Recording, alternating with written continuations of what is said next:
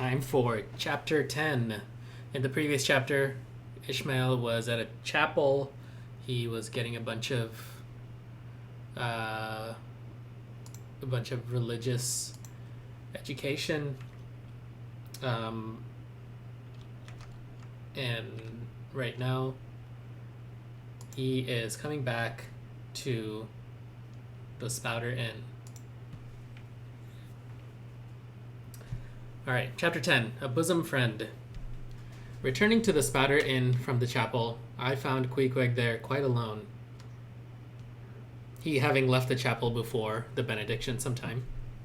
He was sitting on a bench before the fire, with his feet on the stove hearth, and in one hand was holding close up to his face that little Negro idol of his, peering hard into its face, and with a jackknife gently whittling away at its nose, meanwhile humming to himself in his heathenish way. But being now interrupted, he put up the image, and pretty soon, going to the table, I took up a large book there, and placing it on his lap,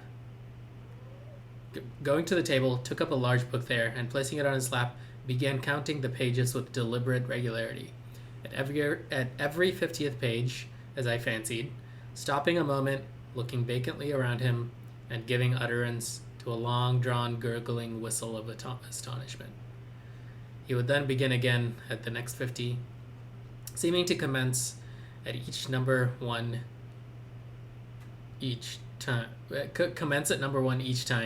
as though he could not count more than 50, and it was only by such a large number of 50s being found together that his astonishment at the multitude of pages was excited. With much interest I sat watching him. Savage though he was, and hideously marred about the face, at least to my taste, his countenance yet had a something in it which was by no means disagreeable. You cannot hide the soul. Through all his unearthly tattooings, I thought I saw the traces of a simple, honest heart, and in his large, deep eyes, fiery, black, and bold, there seemed to be tokens of a spirit that would dare 1,000 devils. And besides all this, there was a certain lofty bearing about the pagan, which even his uncouthness could not altogether maim. He looked like a man who had never cringed and never had had a creditor. Whether it was, too, that his head being shaved, his forehead was drawn out in freer and brighter relief, and looked more expansive than it otherwise would, this I will not venture to decide.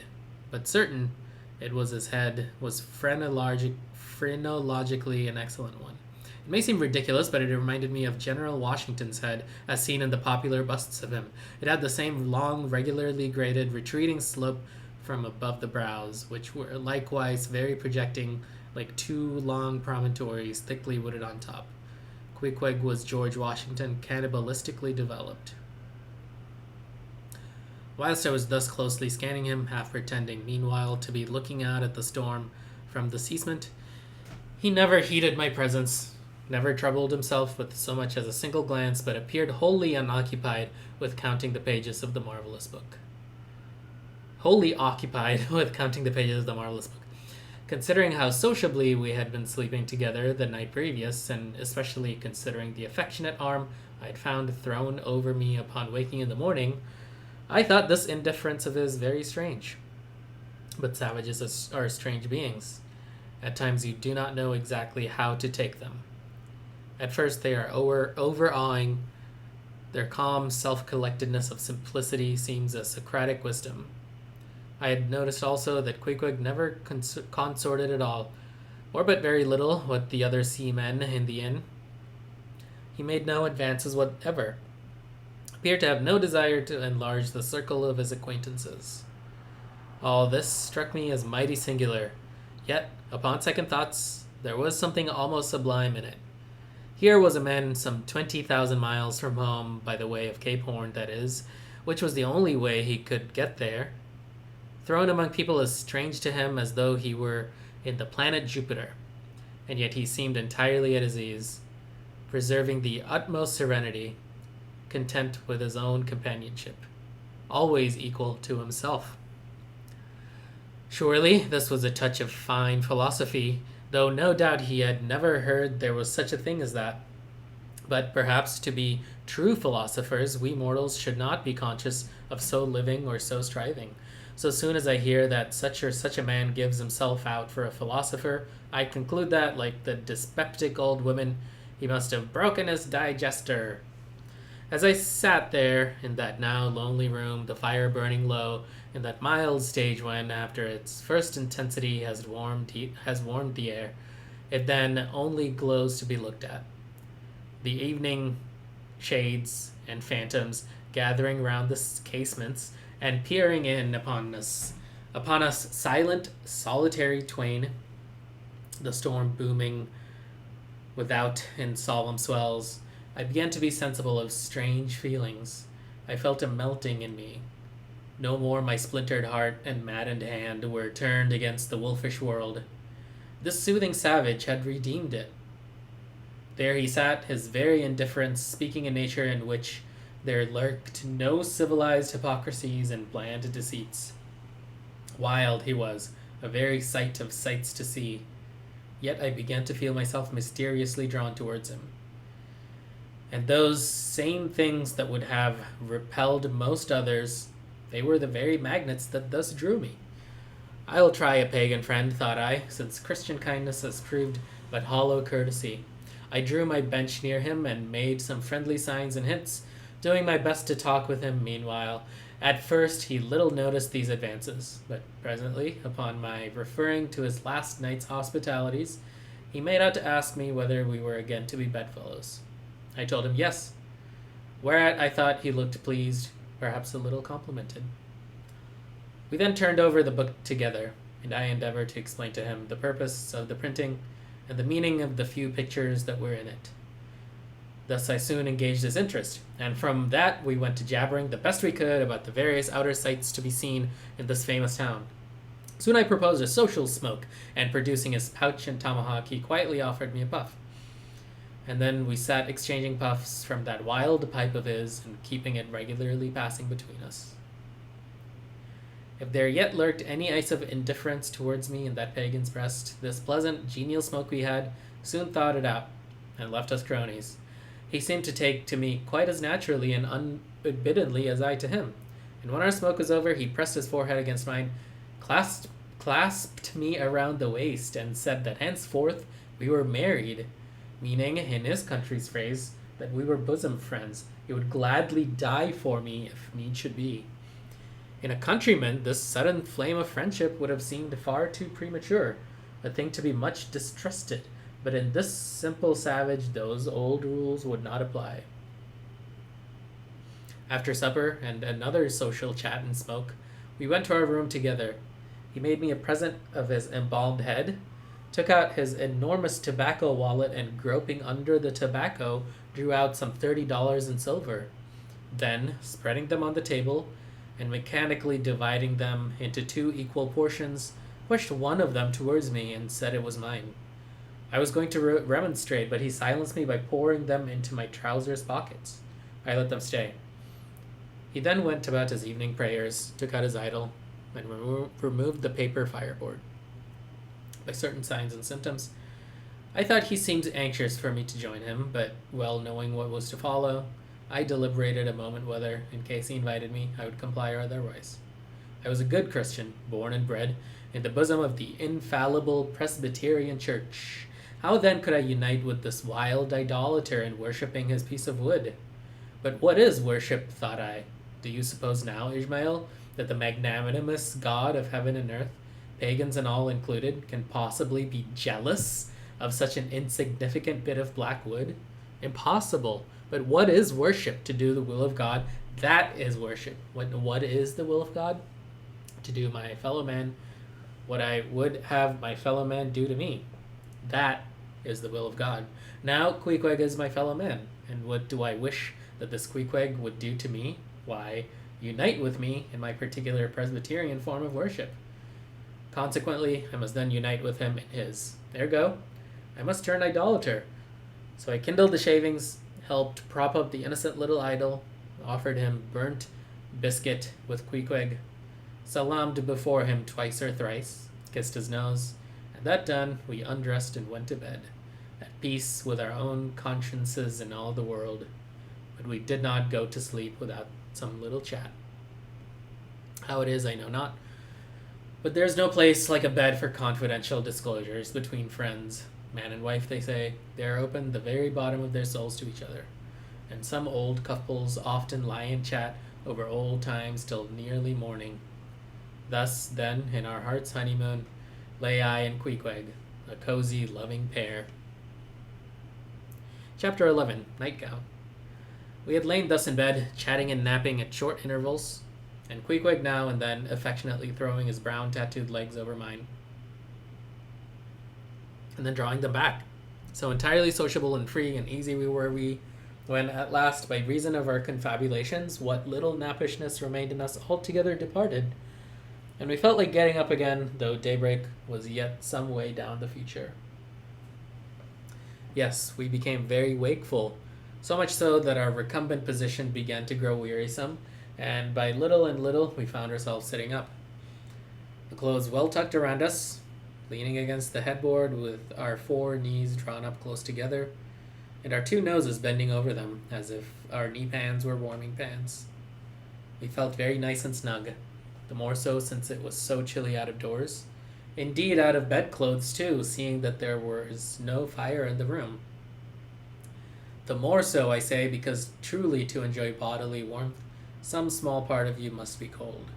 For there is no quality in this world that is not what it is merely by contrast. Nothing exists in itself.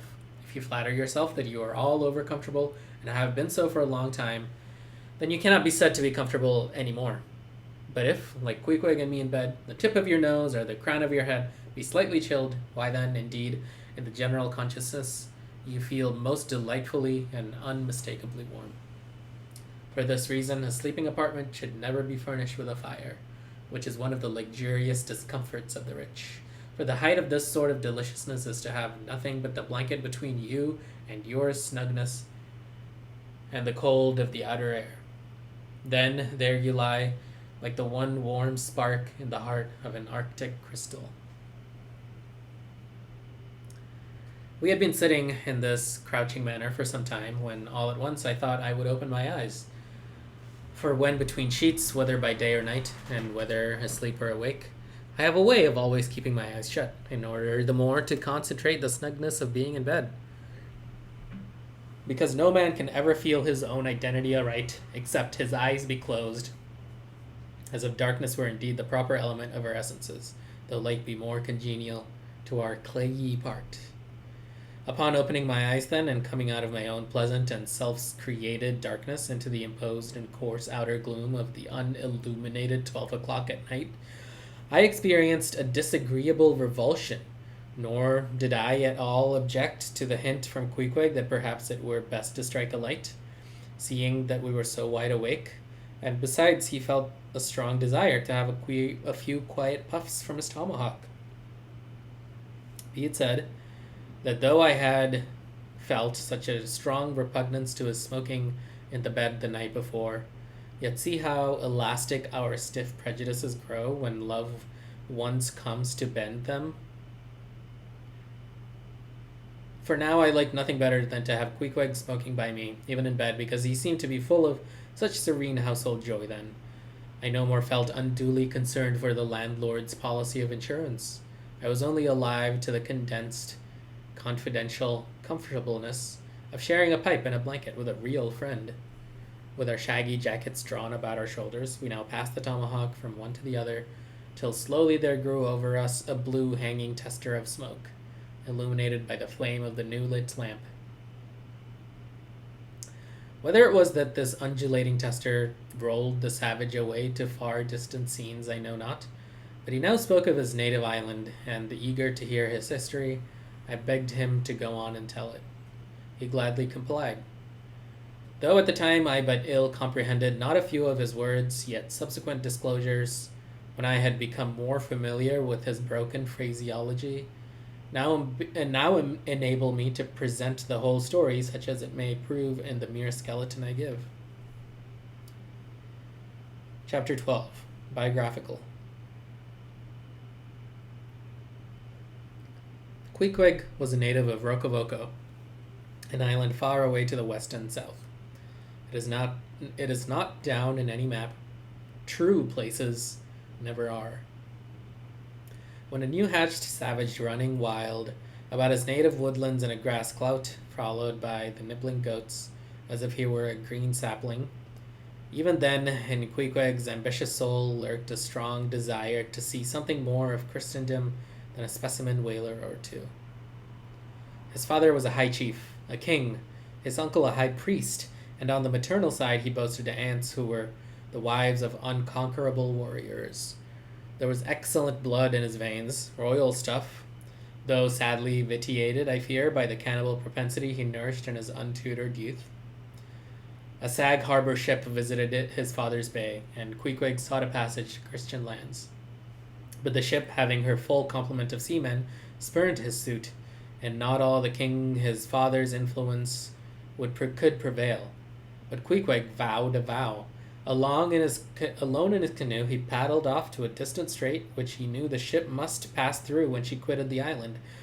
On one side was a coral reef, on the other a low tongue of land, covered with mangrove thickets that grew out into the water. Hiding his canoe, still afloat among these thickets, with its prow seaward, he sat down in the stern, paddle low in hand. And when the ship was gliding by, like a flash he darted out, gained her side. With one backward dash of his foot, capsized and sank his canoe, climbed up the chains, and throwing himself at full length upon the deck, grappled a ringbolt there, and swore not to let it go, though hacked in pieces. In vain the captain threatened to throw him overboard, suspended a cutlass over his naked wrists. Queequeg was the son of a king, and Queequeg budged not. Struck by his desperate dauntlessness and his wild desire to visit Christendom, the captain at last relented, and told him he might make himself at home. But this fine young savage, the sea prince of Wales, never saw the captain's cabin. They put him down among the sailors and made a whaleman of him, but like Tsar Peter, content to toil in the shipyards of foreign cities, Queequeg disdained no seeming ignominy, if thereby he might happily gain the power of enlightening his untutored countrymen. For at bottom, so he told me, he was actuated by a profound desire to learn among the Christians the arts whereby to make his people still happier than they were, and more than that, still better than they were. But alas, the practices of whalemen soon convinced him that even Christians could be both miserable and wicked, infinitely more so than all his father's heathens.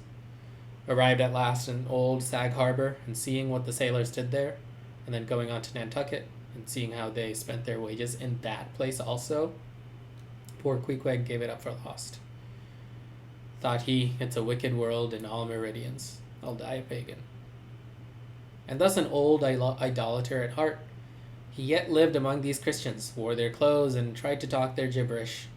Hence the queer ways about him, though now sometime from home. By hints, I asked him whether he did not propose going back, and having a coronation, since he might now consider his father dead and gone, he being very old and feeble at the last accounts. He answered no, not yet, and added that he was fearful Christianity, or rather Christians, had unfitted him for ascending the pure and undefiled throne of 30 pagan kings before him. But by and by, he said, he would return, as soon as he felt himself baptized again. For the nonce, however, he proposed to sail about and sow his wild oats in all 4 oceans. They had made a harpooner of him, and that barbed iron was in lieu of a scepter now. I asked him what might be his immediate purpose, touching his future movements. He answered, to go to sea again, in his old vocation. Upon this I told him that whaling was my own design, and informed him of my intention to sail out of Nantucket as being the most promising port for an adventurous whaleman to embark from. He at once had resolved to accompany me to that island, ship aboard the same vessel, get into the same watch, the same boat, the same mess with me, in short to share my every hap, with both my hands in his, boldly dip into the potluck of both worlds. To all this I joyously assented, for besides the affection I now felt for Queequeg, he was an experienced harpooner, and as such I could not fail to be of great usefulness to one who, like me, was wholly ignorant of the mysteries of whaling, though well acquainted with the sea, as known to merchant seamen. his story being ended with his pipe's last dying puff. Queequeg embraced me, pressed his forehead against mine, and blowing out the light, we rolled over from each other this way and that, and very soon were sleeping.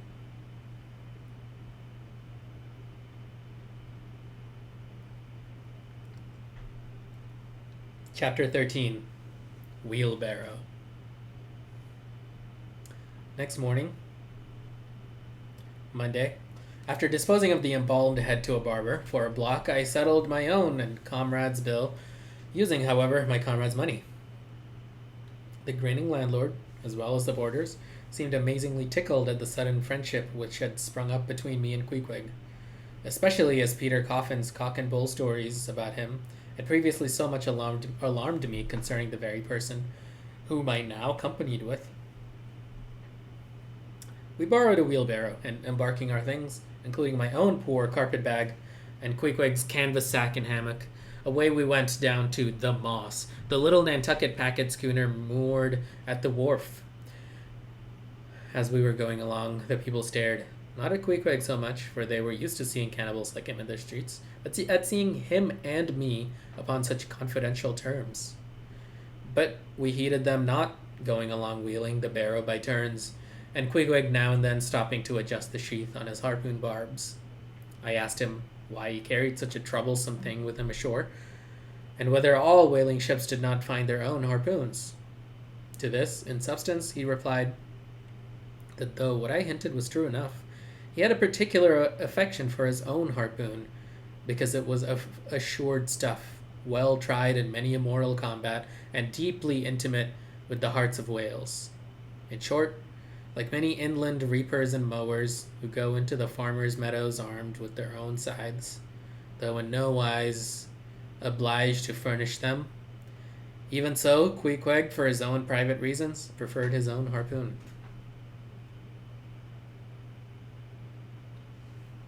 Shifting the barrow from my hand to his, he told me a funny story about the first wheelbarrow he had ever seen. It was in Sag Harbor. The owners of a ship, it seems, had lent him one, in which to carry his heavy chest to his boarding house.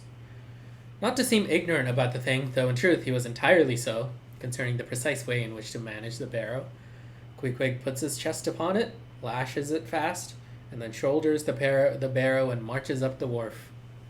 Why, said I, Queequeg, you might have known better than that, one would think. Didn't the people laugh? Upon this, he told me another story. The people of his island, Rokovoko, it seems, at their wedding feasts, expressed the fragrant water of young coconuts into a large stained calabash like a punch bowl. And this punch bowl always forms the great central ornament on the braided mat where the feast is held. Now a certain grand merchant ship once touched at Rokovoko, and its commander, from all accounts, very stately, punctilious gentleman, at least for a sea captain. This commander was invited to the wedding feast of Queequeg's sister, a pretty young princess just turned of 10. Well, when all the wedding guests were assembled at the bride's bamboo cottage, this captain marches in, and being assigned the post of honor, placed himself over against the punch bowl, and between the high priest and his majesty the king, Queequeg's father. Grace being said, for those people have their grace as well as we. Though Queequeg told me that unlike us, who at such times look downwards to our platters, they, on the contrary, copying the ducks, glance upwards to the great giver of all feasts. Grace, I say, being said, the high priest opens the banquet by the immemorial ceremony of the island, that is, dipping his consecrated and consecrating fingers into the bowl before the blessed beverage circulates. Seeing himself placed next to the priest, and noting the ceremony, and thinking himself, being captain of a ship, as having plain precedence over a mere island king, especially in the king's own house, the captain coolly proceeds to wash his hands in the punch bowl, taking it, I suppose, for a huge finger glass. Now, said Queequeg, what you think now? Didn't our people laugh? At last, passage paid and luggage safe, we stood on board the schooner. Hoisting sail, had glided down the Acushnet River. On one side, New Bedford rose in terraces of streets, their ice-covered trees all glittering in the clear, cold air. Huge hills and mountains of casks on casks were piled upon her wharves, and side by side the world-wandering whale ships lay silent and safely moored at last, while from others came a sound of carpenters and coopers, with blended noises of fires and forges to melt the pitch, all betokening that new cruises were on the start. That one most perilous and long voyage ended. Only begins a second. And a second ended only begins a third, and so on forever and for aye. Such is the endlessness, yea, the intolerableness of all earthly effort. Gaining the more open water, the bracing breeze waxed fresh. The little moss tossed the quick foam from her bows, as a young colt his snortings. How I snuffed that Tartar air! How I spurned that turnpike earth! That common highway all over dented with the marks of slavish heels and hoofs, and turned me to admire the magnanimity of the sea, which will permit no records. At the same foam fountain, Queequeg seemed to drink and reel with me. His dusky nostrils swelled apart. He showed his filed and pointed teeth. On we flew, and our offing gained.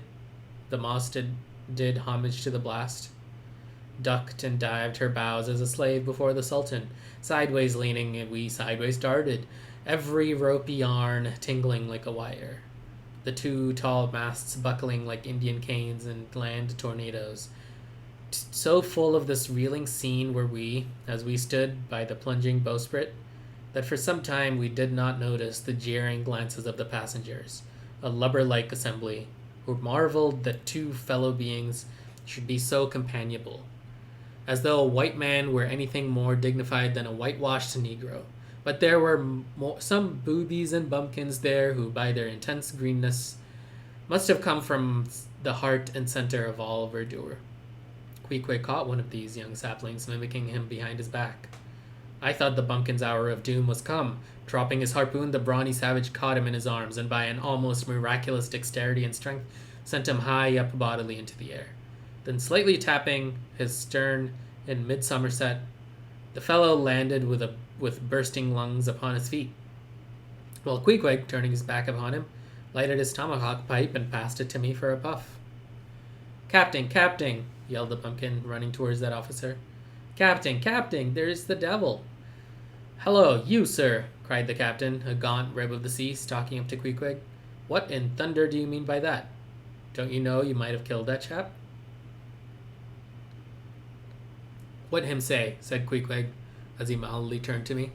He say, said I, that you came near killing that man there, pointing to the still shivering greenhorn.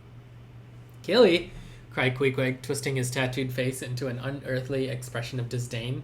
Ah, him bevy smally fishy. Queequeg no kill so smally fishy. Queequeg kill big whale. Look you, roared the captain. I kill you, you cannibal, if you try any more of your tricks aboard here, so mind your eye. But it so happened just then that it was high time for the captain to mind his own eye. The prodigious strain upon the mainsail had parted the weather sheet, and the tremendous boom was now flying from side to side, completely sweeping the entire after part of the deck.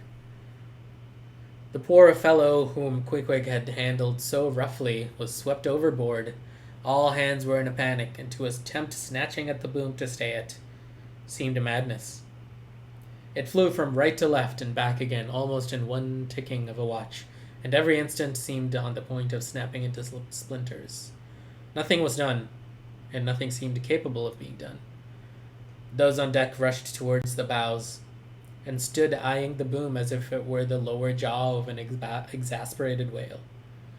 In the midst of this consternation, Queequeg dropped deftly to his knees, and crawling under the path of the boom, whipped hold of a rope, secured one end to the bulwarks, and then flinging the other like a lasso, caught it around the boom as it swept over his head, and at the next jerk, the spar was that way trapped, and all was safe.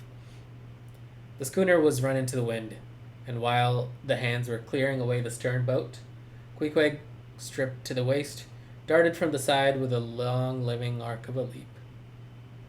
For 3 minutes or more he was seen swimming like a dog, throwing his long arms straight out before him and by turns revealing his brawny shoulders through the freezing foam. I looked at the grand and glorious fellow, but saw no one to be saved.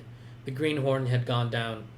Shooting himself perpendicularly from the water, Queequeg now took an instant's glance around him, and seeming to see just how matters were, dived down and disappeared. A few minutes more, and he rose again, one arm still sticking out, and with the other dragging a lifeless form. The boat soon picked them up. The poor bumpkin was restored. All hands voted Queequeg a noble trump. The captain begged his pardon. From that hour I clove to Queequeg like a barnacle. Yea, till poor Queequeg took his last long dive. Was there ever such unconsciousness? He did not seem to think that he at all deserved a medal from the humane and magnanimous societies. He only asked for water, fresh water, something to wipe the brine off. That done, he put on dry clothes, lighted his pipe, and leaning against the bulwarks and mildly eyeing those around him, seemed to be saying to himself, "It's a mutual, joint-stock world in all meridians. We cannibals must help these Christians." Chapter 14, Nantucket.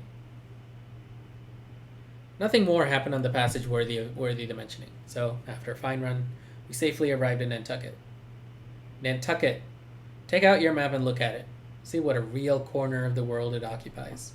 How it stands there, away offshore, more lonely than the Eddystone Lighthouse. Look at it, a mere hillock, an elbow of sand, all beach without a background. There is more sand there than you would use in 20 years as a substitute for blotting paper. Some gamesome whites will tell you that they have to plant weeds there. They don't grow naturally.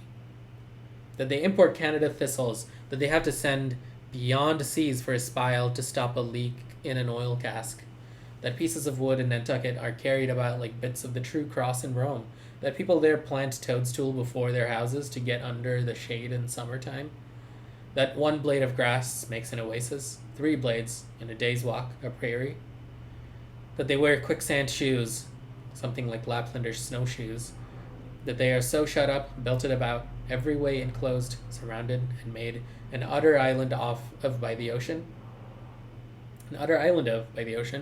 that to their very chairs and tables small clams will sometimes be found adhering, as to the backs of sea turtles, that these extravaganzas only show that Nantucket is no Illinois. Look now at the wondrous traditional story of how this island was settled by the red men. Thus goes the legend. In olden times, an eagle swooped down upon the New England coast and carried off an infant Indian in his talons. With loud lament, the parents saw their child borne out of sight over the wide waters. They resolved to follow in the same direction. Setting out in their canoes after a perilous passage, they discovered the island, and there they found an empty ivory casket. The poor little Indian's skeleton. What wonder, then, that these Nantucketers, born on a beach, should take to the sea for a livelihood? They first caught crabs and quahogs in the sand. Grown bolder, they waded out with nets for mackerel. More experienced, they pushed off in boats and captured cod, and at last, launching a navy of great ships on the sea, explored this watery world, put an incessant belt of circumnavigations around it, peeped in at Bering Straits, and in all seasons and all oceans declared everlasting war with the mightiest animated mass that has survived the flood, most monstrous and most mountainous. That Himalayan salt sea mastodon, clothed with such portentousness of unconscious power, that his very panics are more to be dreaded than his most fearless and malicious assaults.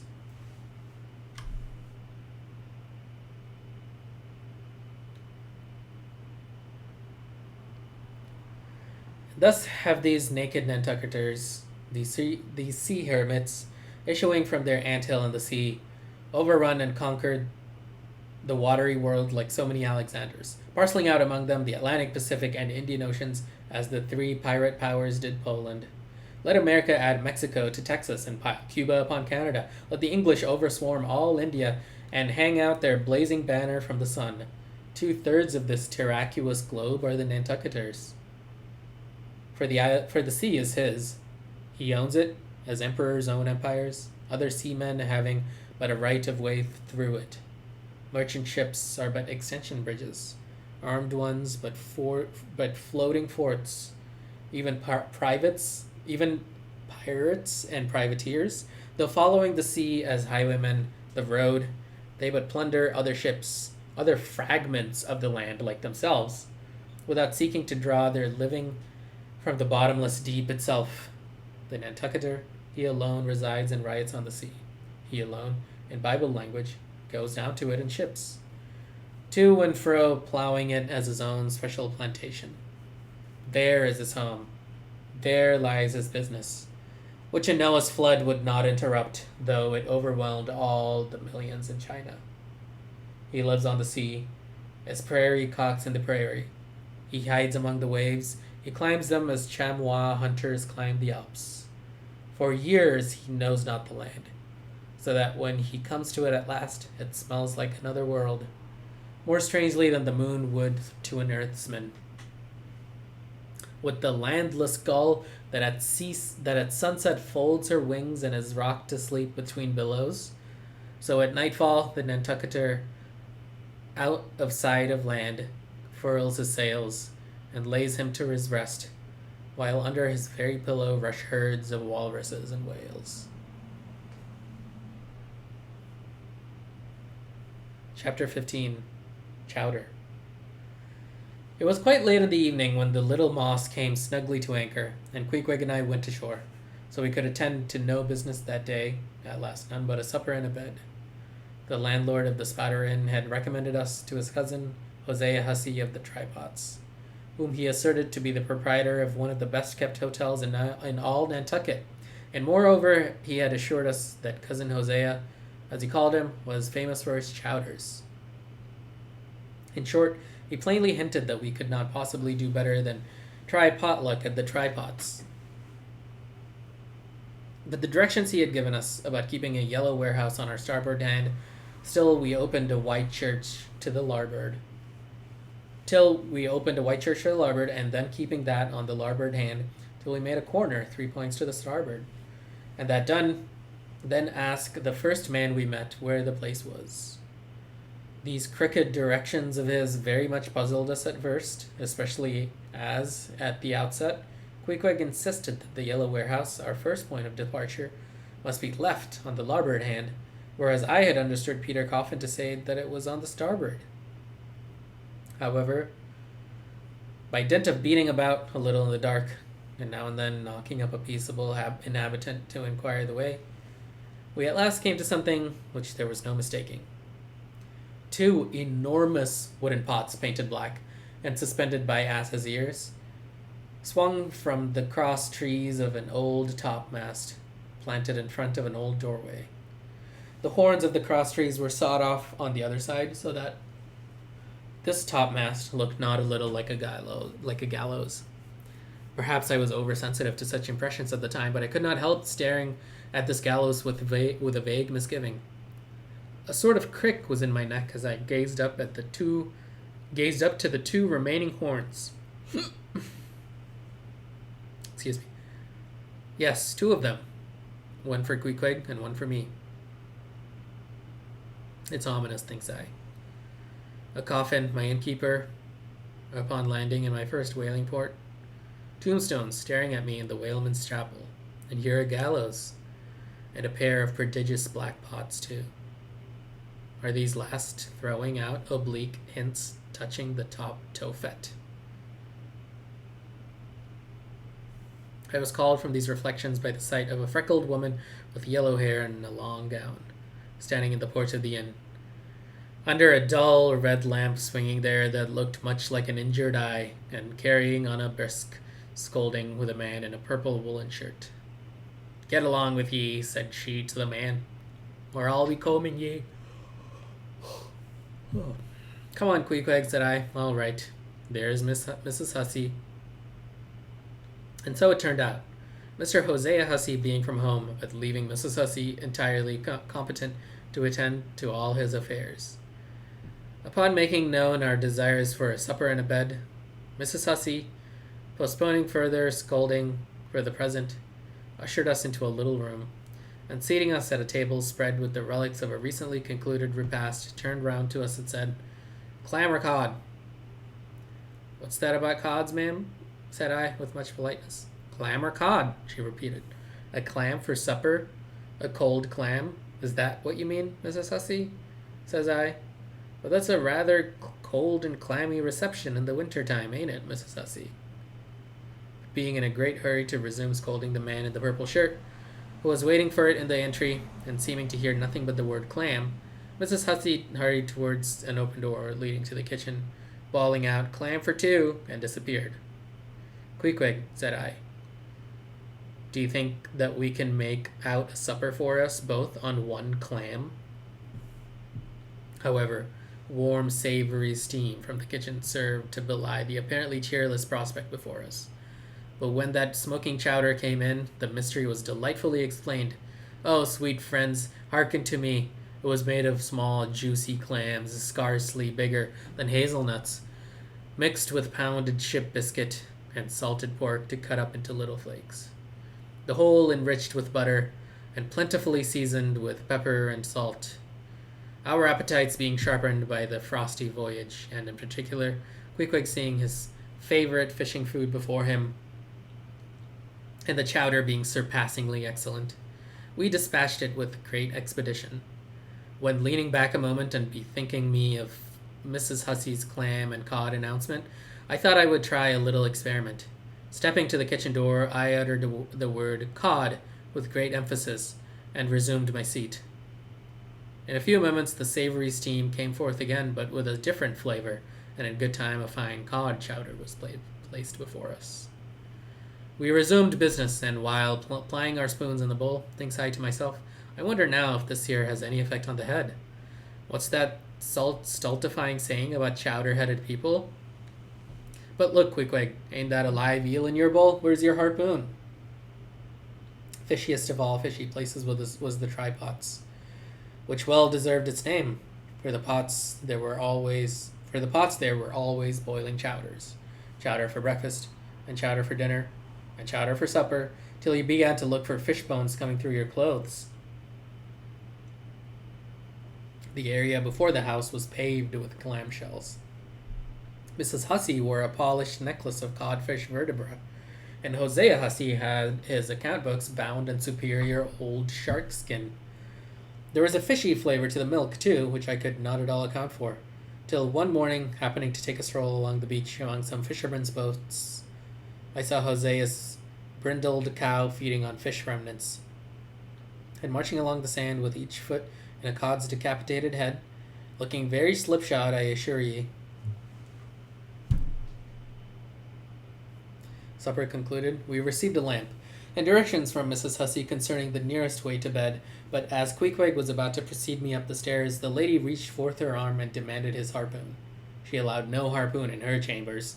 "Why not?" said I. "Every true whaleman sleeps with his harpoon, but why not?" "Because it's dangerous," says she. "Ever since young Stiggs coming from that unfortunate voyage of his, when he was gone 4 years and a half with only 3 barrels of ale, was found dead in my first floor back, with his harpoon in his side. Ever since then, I allowed no boarders to take such dangerous weapons in their rooms at night. So, Mr. Queequeg," for she had learned his name, "I will just take this here iron and keep it for you till morning, with the chowder. Clam or cod tomorrow for breakfast, men?" "Both," says I, "and let's have a couple of smoked herring by way of variety." Chapter 16. The Ship. In bed, we concocted our plans for the morrow, but to my surprise and no small concern, Queequeg now gave me to understand that he had been diligently consulting Yojo, the name of his black little god, and Yojo had told him 2 or 3 times over, and strongly insisted upon it every way, that instead of our going together among the whaling fleet in harbor, and in concert selecting our craft, instead of this, I say, Yojo earnestly enjoined that the selection of the ship should rest wholly with me, inasmuch as Yojo purposed befriending us, and in order to do so had already pitched upon a vessel which, if left to myself, I, Ishmael, should infallibly light upon, for all the world as though it had turned out by chance. And in that vessel I must immediately ship myself, for the present, irrespective of Queequeg. I've forgotten to mention that, in many things, Queequeg placed great confidence in the excellence of Yojo's judgment and surprising forecast of things. Dan cherished Yojo with considerable esteem, as a rather good sort of god, who perhaps meant well enough upon the whole, but in all cases did not succeed in his benevolent designs. Now, this plan of Queequeg's, or rather Yojo's, touching the selection of our craft, I did not like that plan at all. I had not a little relied upon Queequeg's sagacity to point out the whaler best fitted to carry us and our fortunes securely, but as all my remonstrances produced no effect upon Queequeg, I was obliged to acquiesce, and accordingly prepared to set about this business with a determined, rushing sort of energy and vigor that should quickly settle that trifling little affair. Next morning early, leaving Queequeg shut up with Yojo in our little bedroom, for it seemed that it was some sort of Lent or Ramadan or day of fasting, humiliation, and prayer with Queequeg and Yojo that day. How it was, I never could find out, for though I applied myself to it several times, I never could master his liturgies and 39 articles. Leaving Queequeg then, fasting on his tomahawk pipe, and Yojo warming himself at his sacrificial fire of shavings, I sallied out among the shipping. After much prolonged sauntering and many random inquiries, I learned that there were 3 ships up for 3 years' voyages. The Devil Dam, the Tit-Bit, and the Pequod. Devil Dam I do not know the origin of. Tit-Bit is obvious. Pequod, you will no doubt remember, was the name of a celebrated tribe of Massachusetts Indians, now extinct as the ancient Métis. I peered in pride about the Devil Dam. From her, hopped over to the Tit-Bit, and finally, going on board the Pequod, looked around her for a moment, and then decided this was the very ship for us. You may have seen many a quaint craft in your day. For aught I know, square-toed luggers, mountainous Japanese junks, butterbox galliots, and whatnot. But take my word for it, you never saw such a rare old craft as this same rare old Pequod. She was a ship of the old school, rather small, if anything, with an old-fashioned claw-footed look about her. Long, seasoned, and weather-stained in the typhoons and calms of all 4 oceans. Her old hull's complexion was darkened like a French grenadier's, who has alike fought in Egypt and Siberia. Her venerable bows looked bearded. Her masts, cut somewhere on the coast of Japan, where her original ones were lost overboard in a gale. Her masts stood stiffly up like the spines of the 3 old kings of Cologne. Her ancient decks were worn and wrinkled, like the pilgrim worshipped flagstone in Canterbury Cathedral, where Becket bled. But to all these, her old antiquities, were added new and marvelous features pertaining to the wild business that for more than half a century she had followed. Old Captain Peleg, many years her chief mate, before he commanded another vessel of his own, and now a retired seaman, and one of the principal owners of the Pequod, this old Peleg, during the term of his chief mate's ship, had built upon her original grotesqueness, and inlaid it all over with a quaintness both of material and device, unmatched by anything except it be Thorkill Hake's curved buckler or bedstead. She was apparelled like any barbaric Ethiopian emperor, his neck heavy with the pendants of polished ivory. She was a thing of trophies, a cannibal of a craft, tricking herself forth in the chaste bones of her enemies. All round her, unpanelled open bulwarks were garnished like one continuous jaw, with the long, sharp teeth of the sperm whale inserted there for pins, to fasten her old hempen thews and tendons to. Those thews ran not through base blocks of landwood, but deftly travelled over sheaves of sea ivory. Scorning a turnstile wheel at her reverend helm, she sported there a tiller, and that tiller was in one mass, curiously carved from the long, narrow lower jaw of her hereditary foe. The helmsman who steered by that tiller in a tempest felt like the Tartar when he holds back his fiery steed by clutching its jaw. A noble craft, but somehow most melancholy. All noble things are touched with that. It's a tiller.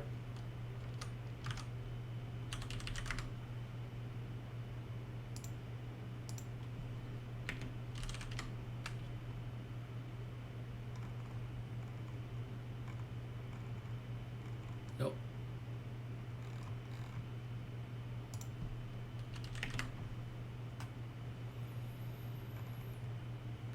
Forget it.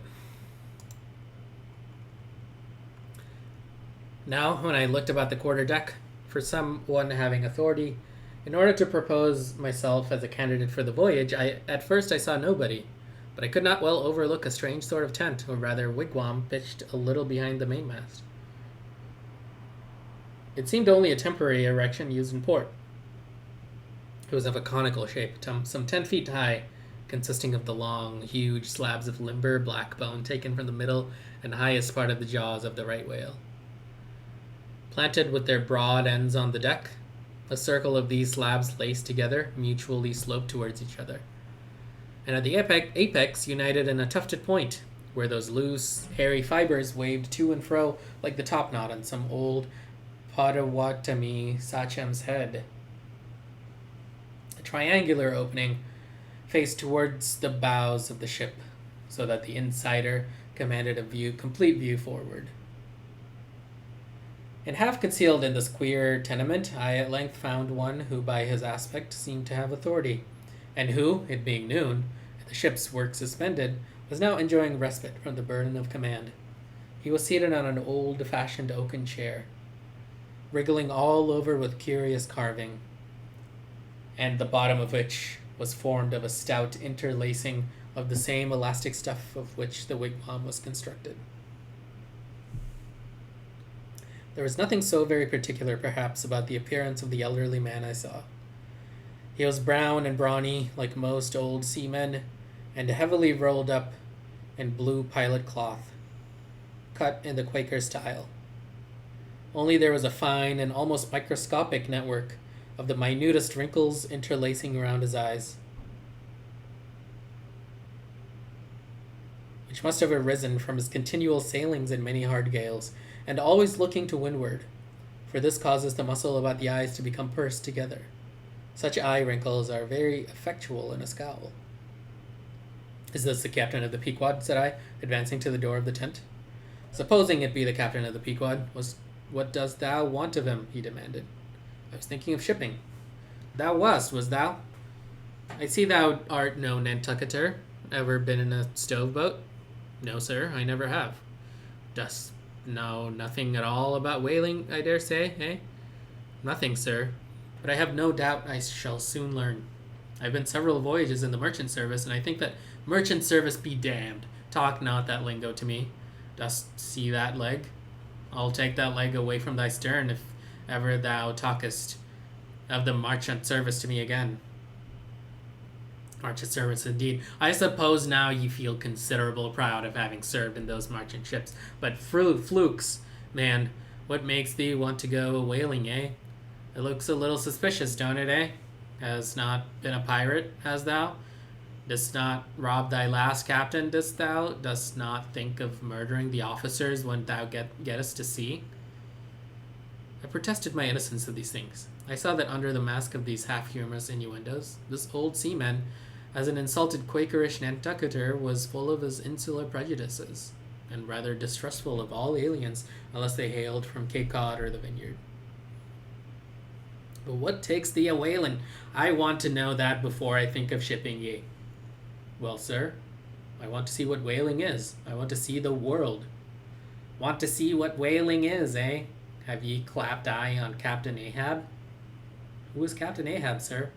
Aye, I thought so. Captain Ahab is the captain of this ship." "I am mistaken, then.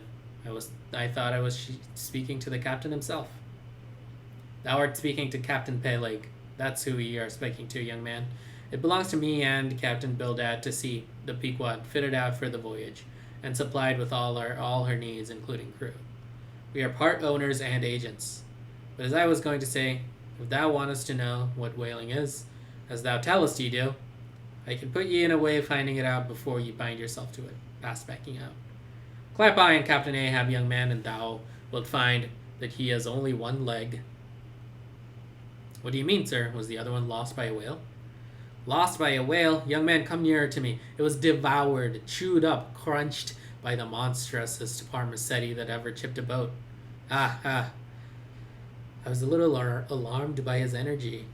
Perhaps also a little touched at the hearty grief in his concluding exclamation, but said as calmly as I could, "What you say is no doubt true enough, sir, but how could I know there was any peculiar ferocity in that particular whale? Though indeed I might have inferred as much from the simple fact of the accident.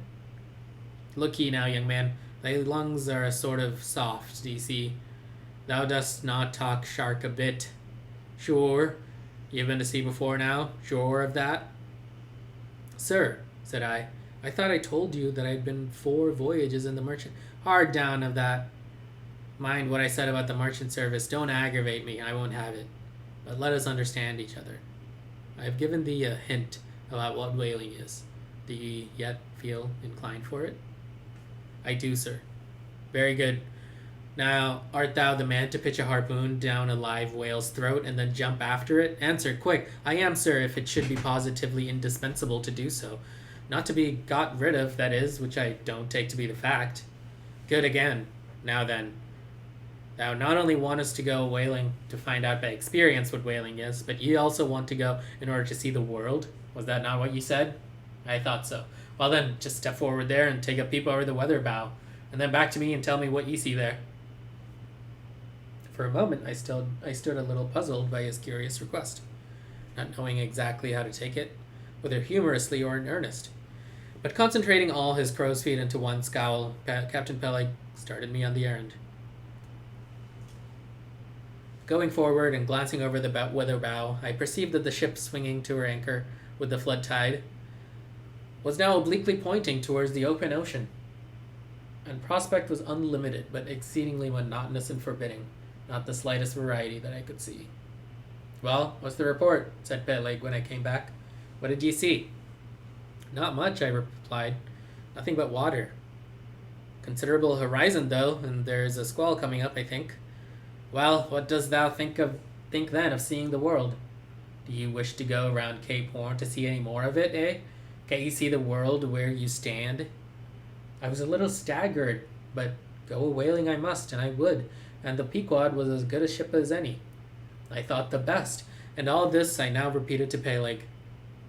Seeing me so determined, he expressed his willingness to ship me. "And thou mayest as well sign the papers right off," he added. "Come along with ye." And so saying, he led the way below deck into the cabin. Seated on the transom was what seemed to me a most uncommon and surprising figure. It turned out to be Captain Bildad, who, along with Captain Peleg, was one of the largest owners of the vessel. The other shares, as is sometimes the case in these sports, being held by a crowd of old annuitants, widows, fatherless children, and chancery wards, each owning about a value of a timber head or a foot of plank or a nail or two in the ship. People in Nantucket invest their money in whaling vessels, the same way that you do yours in approved state stocks, bringing in good interest. Now, Bildad, like Peleg, and indeed many other Nantucketers, was a Quaker, this island having been originally settled by that sect, and to this day its inhabitants in general retain in an uncommon measure the peculiarities of the Quaker, only variously and anomalously modified by things altogether alien and heterogeneous. For some of these same Quakers are the most sanguinary of all sailors and whale hunters. They are fighting Quakers. They are Quakers with a vengeance. So that there are instances among them of men who, named with scripture names, a singularly common fashion on the island, and in childhood naturally imbibing the stately dramatic thee and thou of the Quaker idiom, still, from the audacious, daring, and boundless adventure of their subsequent lives strangely blend with these unoutgrown peculiarities, a thousand bold dashes of character, not unworthy of a Scandinavian sea king or a poetical pagan Roman.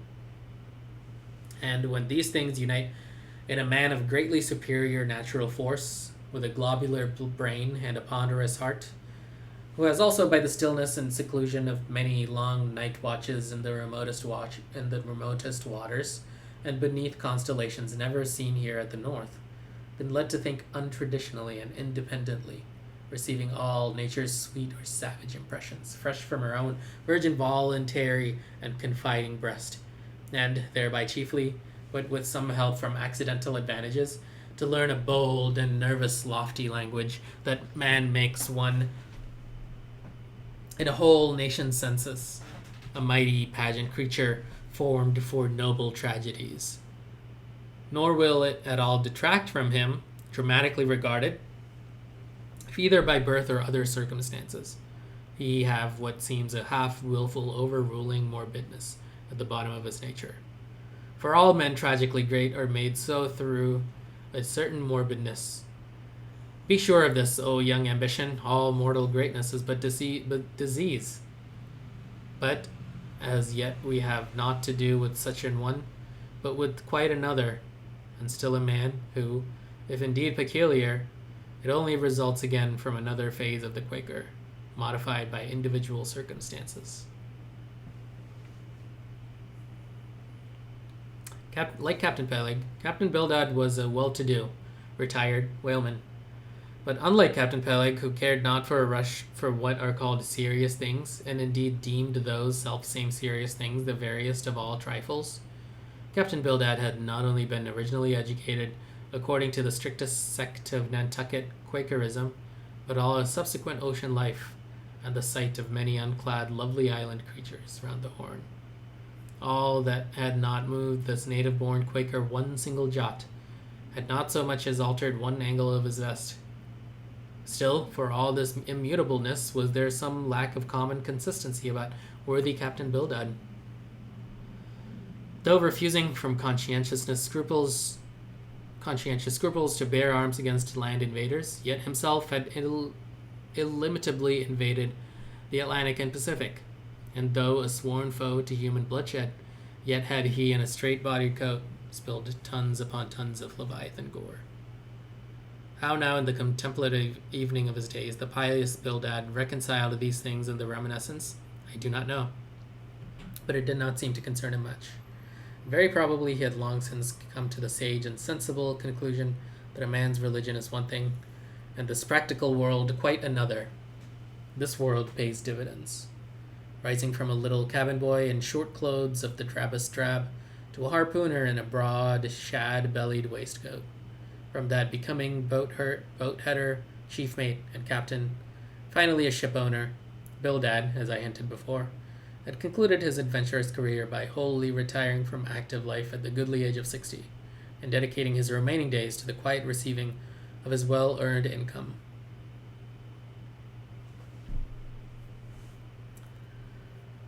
Man, this is a long chapter.